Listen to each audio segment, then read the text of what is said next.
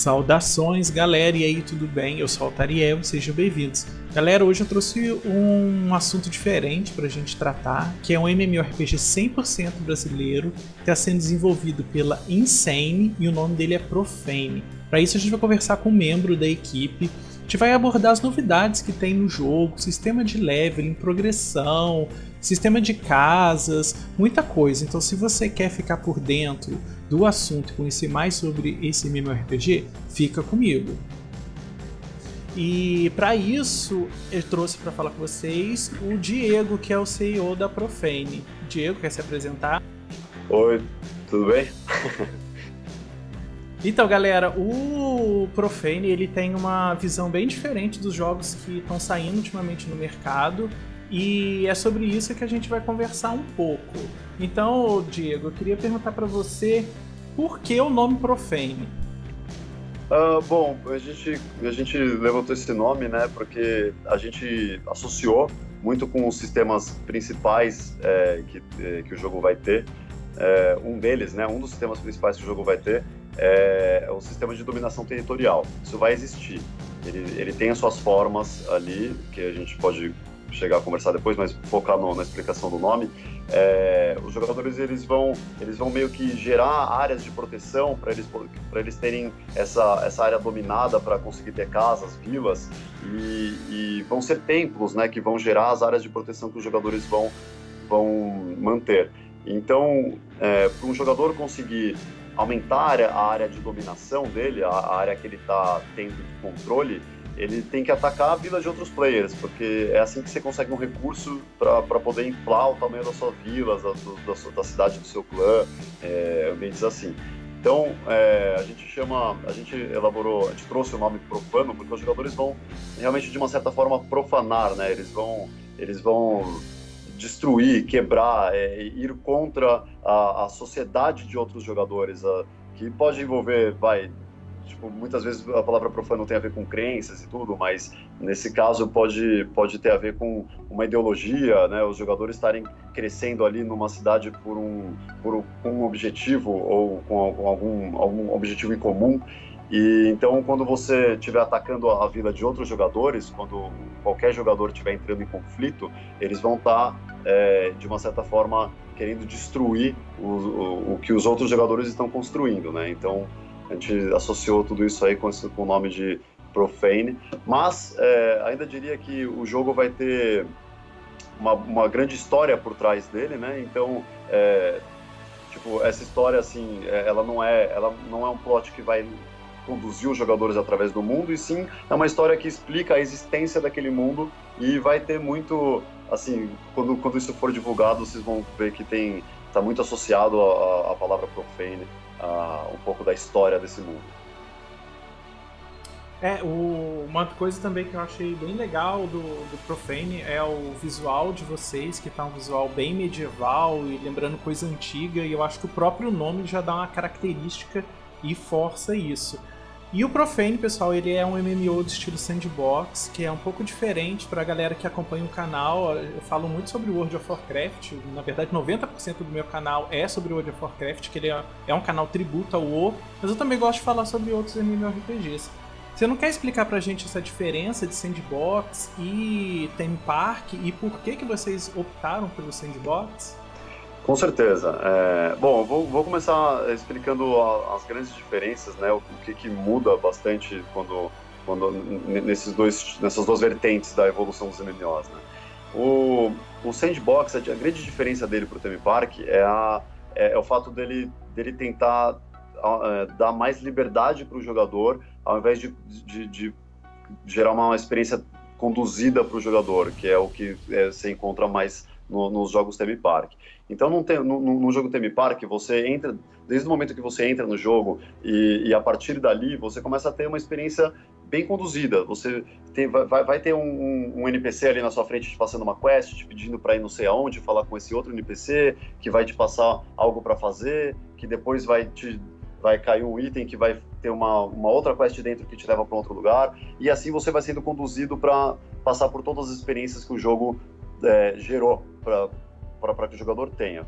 Num jogo sandbox, o jogador ele acaba tendo uma experiência muito mais conduzida por ele mesmo, né? Os objetivos que o jogador tem, as coisas que interessar, ele vai começar a olhar para uma coisa, para outra, vai ter um interesse aqui, outro ali, vai querer buscar coisas, ele vai acabar definindo o seu próprio rumo. Nisso, ele vai ter os encontros que ele vai ter naquele rumo que ele decidiu tomar. Então, o comecinho de uma experiência sandbox, ela é bem diferente por esses aspectos.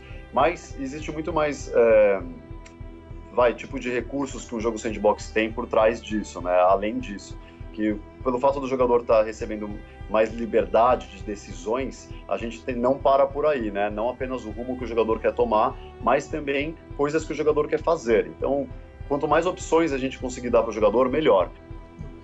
A galera às vezes fica com um pouco de preconceito com o sandbox, achando que vai te jogar no mundo e não vai ter nenhum tipo de direção, que é o que não acontece muito hoje nos jogos, né? Porque sempre tem um enredo e tem alguma coisa por trás, mas mesmo assim você tem toda a liberdade do que você quer fazer, né, galera? E agora falando um pouco sobre os recursos do jogo, criação do personagem, raças, extras, ou vai ser só humano, homem e mulher? O que vocês estão planejando quanto a isso? O que a gente quer numa primeira instância, assim, seria apenas humanos, homem e mulher, mas não porque a gente quer limitar isso. A gente não quer, na verdade. Se a gente pudesse, né, a gente criaria já o jogo com diversas raças, mas, assim, sabe, tipo, também não é legal você criar um monte de raça e não criar e elas terem apenas uma diferença visual. Então, quando a gente for abordar isso, se a gente for abordar, vai ser já de uma maneira mais profunda mesmo, sabe? Cria raças, cria os famosos racial traits, né? Que você tem esses recursos de raças que você acaba tendo por ter escolhido uma ou outra. Então a gente quer que isso exista, mas não no começo, isso devido ao fato de que a gente quer que o jogo se concretize o mais rápido possível com o diferencial que ele tem. E, querendo ou não, raças diferentes não é tanto esse diferencial, sabe? O que a gente está querendo propor vai muito além disso. Então, você vai conseguir ter uma experiência muito diferente de MMO, mesmo não tendo ainda, talvez no dia do lançamento, não tendo raças além de humano. Com certeza vai ter homem, mulher, personalização, cabelo, barba, todas essas coisas, mas num momento inicial a gente vai deixar a raça talvez para uma expansão, para um momento póstumo aí do jogo, para que a gente consiga realmente focar no diferencial dele, pelo menos nesse primeiro momento, assim. Um dos outros recursos do jogo, que eu acho que assim é o que está chamando mais a atenção da comunidade, é o craft, né, de casas e a proposta de cidades que vocês têm, dos jogadores unirem em guild e construir. Eu achei isso muito bacana. Eu acho que a comunidade, quase todos os jogos estão pedindo isso já tem um tempo. Então, assim, como que vai funcionar para você construir a casa, coletar material e construir? Isso a gente já viu. Mas e a questão da casa ficar dentro do jogo, alguém destruir? Como que isso vai funcionar? Então, a gente criou um sistema que, assim, muitos jogos que criam esses sistemas de você poder construir casa e tudo, eles acabam levando muito a sério essa parte de qualquer um poder destruir sua casa. Ou seja, o que acaba acontecendo? Você vai lá, fica uma noite inteira jogando com os amigos ali, coletando recursos e tal, constrói a casa, forma uma vila, e aí todo mundo vai dormir, acorda no dia seguinte, tá tudo quebrado, destruíram tudo que vocês fizeram, e aí o jogo se torna a repetição do jogo se torna ficar sempre tentando fazer algo se manter, sendo que você nunca consegue de fato. Então a gente não quer que isso exista, a gente quer respeitar jogadores que têm uma vida fora do jogo, sabe? Tipo, trabalha ou estuda ou tem um hobby mesmo, não tem problema, sabe? Isso não deveria ser um problema. Então a gente está criando um sistema de proteção das casas que é totalmente baseado em tempo. Então é como se fosse um decay, né, natural que acontece nas casas, só que na verdade ele não é natural, ele é conduzido por outros jogadores. Então se você tem uma casa ali no meio no meio de uma floresta, se você só construir a casa, ela realmente pode ser destruída. Mas o que você tem de opção para fazer? Você pode construir uma bandeira que gera uma proteção para essa casa. Enquanto tiver essa bandeira do lado da casa, a casa fica vulnerável. Só que a bandeira é vulnerável. Só que como ela funciona? Você vai lá e quebra a bandeira, você bate na bandeira e quebra ela entra num estado de recuperação que dura um tempo até ela poder ser quebrada de novo. E aí ela vai ter umas 5 vidas. Então, você vai lá e quebra ela uma vez, ela entra em estado de recuperação, aí você vai lá e quebra ela de novo, ela entra em estado de recuperação. Isso dura um tempo, até que o jogador dono daquela casa possa conseguir entrar no jogo e consertar a bandeira dele, que vai estar toda quebrada.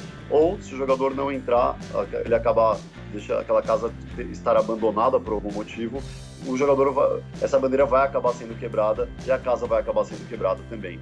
Então é como se o abandono do dono da casa fizesse com que ela tivesse sido possível de ser destruída por outros jogadores, entendeu? Isso é apenas o sistema mais básico, esse da bandeira que eu expliquei. Vai ter um sistema que envolve templos, que é um estágio mais avançado disso, na verdade, que vai ser... O templo ele vai gerar uma área de proteção para casas em volta deles. Então, bom, eu acho que se eu não tivesse explicado tão bem aí algum pedaço dessa parte, pode fazer mais alguma pergunta. Não, acho que ficou bom, deu para explicar bem. Agora falando um pouquinho mais dos recursos dos jogos, sobre as builds dos personagens. O jogo vai ter a trindade, e eu não tô falando do Batman, Superman ou Mulher Maravilha. Tô falando de Healer, Tanque e DPS, porque eu vi que vocês vão ter um sistema de cores e as pessoas vão poder escolher essas cores para montar seus personagens. Como que isso vai funcionar? Então, assim, essas cores elas não vão ditar, na verdade, classes. Essas cores elas são apenas estilos de magia, assim, mas não necessariamente a cor verde é tudo que tem a ver com cura, a cor vermelha é tudo que tem a ver com dano, não é isso. Na verdade, todas as cores vão ter algumas ramificações de possibilidades dentro delas. Essa parte da trindade que você perguntou, a gente foge um pouco disso, mas não quer dizer que isso não é possível existir dentro do mundo do Profane, e sim, isso não é uma premissa. A gente não quer que todas as dungeons do nosso jogo você tenha aquele mesmo sisteminha para você conseguir finalizar ela. Pode ser que tenha alguma dungeon dentro do mundo do Profane que é melhor ir todo mundo DPS forte assim mesmo, sabe? Em vez de ter alguém curando, porque lá é bem hack and slash, é uma dungeon que não para de vir bicho, não dá tempo de ter alguém não dando dano. Mas pode ter uma outra que a melhor tática seja você realmente separar, alguém se dedicar mais para cura, alguém se dedicar mais para tanque, alguém se dedicar mais para range damage, sabe? Então, isso vai depender, na verdade, o que vai gerar isso vai ser a estratégia que os jogadores vão tentar elaborar para passar por algum desafio. Então, assim, vai ter essa dungeon que a melhor estratégia é a da Trindade? Sim. Vai ter uma dungeon que a melhor estratégia talvez seja um cara super focado no DPS e 2 curando ele, porque tem que ser um tanque super bem curado, porque aquela dungeon funciona dessa forma? Sim, pode ter também. Então a gente vai criar desafios e a gente vai analisar como que os jogadores se organizam em papéis, né, para conseguir passar por aquele desafio. Então não tem muito a ver com um sistema pré-definido que o jogo faz parte, e sim diversos tipos de desafios, né?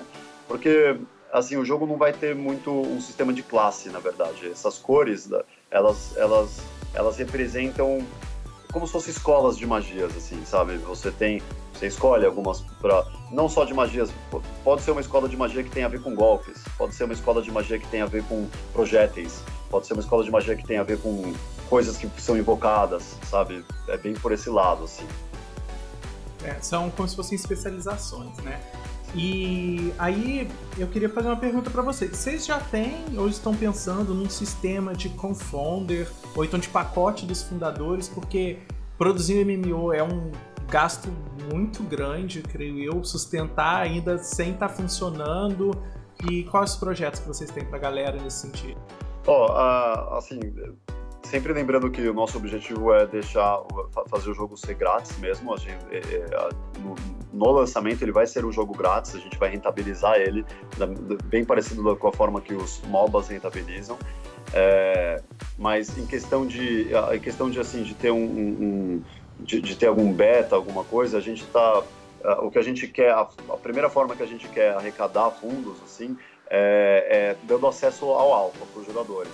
Então a gente vai liberar um acesso ao alpha que as pessoas tenham que pagar para ter esse acesso, Só que, assim, o acesso ao alfa vai ser uma recompensa por uma ajuda, né, para a gente conseguir fazer uma captação e conseguir elaborar, né, e conseguir crescer a nossa equipe, desenvolver mais rápido, desenvolver mais coisas em menos tempo. Então a gente tem sim esse planejamento, a gente não tem data, a gente está super planejando isso. A gente também não quer que a existência do jogo dependa disso, então a gente está realmente criando ele agora sobre as nossas próprias custas, até ele tomar uma forma que já seja satisfatória e para que depois a gente consiga elaborar ele mais ainda através dessa captação. Mas assim, a gente vai deixar bem claro, na hora que a gente fizer isso, a gente vai deixar bem claro que o jogo vai ser grátis. A gente vai falar, olha, o jogo vai ser grátis. Se você não tem como, não tem... se não é fácil para você ajudar o desenvolvimento do jogo, não tem problema. Você vai poder jogar ele na data de lançamento, mas a gente vai fazer essa captação no momento liberando algum acesso alfa ou beta, quando a gente sentir a vontade aí de mostrar como que de abrir essa experiência para os jogadores, né? Porque a gente grava vídeo e tudo, mas existem muitos bugs, sabe? A experiência não é tão contínua ainda. A gente tem que tapar muito buraco ali ainda para que a gente consiga sentir a vontade de deixar os jogadores terem essa experiência. Lembrando, galera, que como o Diego mesmo acabou de falar, o jogo ainda está em produção, então as movimentações que você vê nos vídeos, às vezes até questão de textura, alguma coisa, ainda não são os modelos finais, então tudo pode ser melhorado, implementado, modificado, deletado, começado do zero, então assim, não tentem julgar o game que ainda está em produção totalmente. E o jogo não vai ter level, então como que vocês vão fazer esse sistema de progressão do boneco? No começo do jogo, você mata um orc, mas se o jogo não tem level, como que você vai matar depois um dragão? Bom, vamos lá. Assim, um exemplo que eu gosto muito de usar por exemplo, jogos... Eu sempre uso o Mario como exemplo, porque para mim ele é um ótimo exemplo. O Mario, ele não passa de level, mas mesmo assim você vai enfrentando cada vez... bichos mais difíceis, né? Inimigos mais difíceis, desafios, fases, lugares mais difíceis. Você não precisou passar de level. Quem melhorou foi o jogador com a habilidade dele. É como se fosse você subindo no ranking no MOBA. Você não passou de level, o seu personagem não está mais forte. Você que está ganhando uma compreensão muito maior do jogo e você está conseguindo jogar contra jogadores melhores, né? No MOBA, no caso, né? Então... a gente está indo por esse mesmo princípio. A gente acredita que você não precisa fazer o jogador passar de level para que ele enfrente um ser mais difícil. Até porque o jogador passa de level e fica mais forte e vai lá e enfrenta um bicho mais forte. Então não mudou muito, sabe? A única coisa que mudou é que você está tendo uma experiência, você está lutando contra um bicho que propõe um desafio diferente. Muito mais do que eu me tornei mais forte para poder lutar contra aquele bicho, sabe?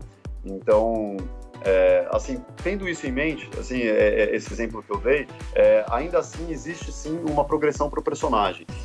Você vai liberando habilidades.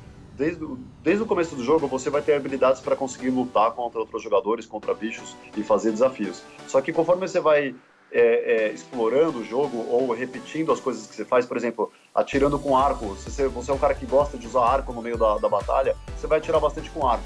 Conforme você for fazendo isso, você vai evoluindo como um arqueiro até o momento que você tem acesso a alguma habilidade de arco que você não tinha. Ela não é mais forte, ela não é evoluída, ela não é overpower perto das habilidades iniciais que você tinha, só que ela é diferente. Você pode ter uma técnica de PVP ou de PvE diferente porque você agora tem essa habilidade diferente, sabe? Existem distribuição de pontos, essas coisas, mas num nível muito menor. Não vai ter um abismo enorme entre um jogador que joga há muito tempo e um jogador que acabou de começar a jogar, a não ser pela skill de jogador deles, a habilidade deles como jogadores.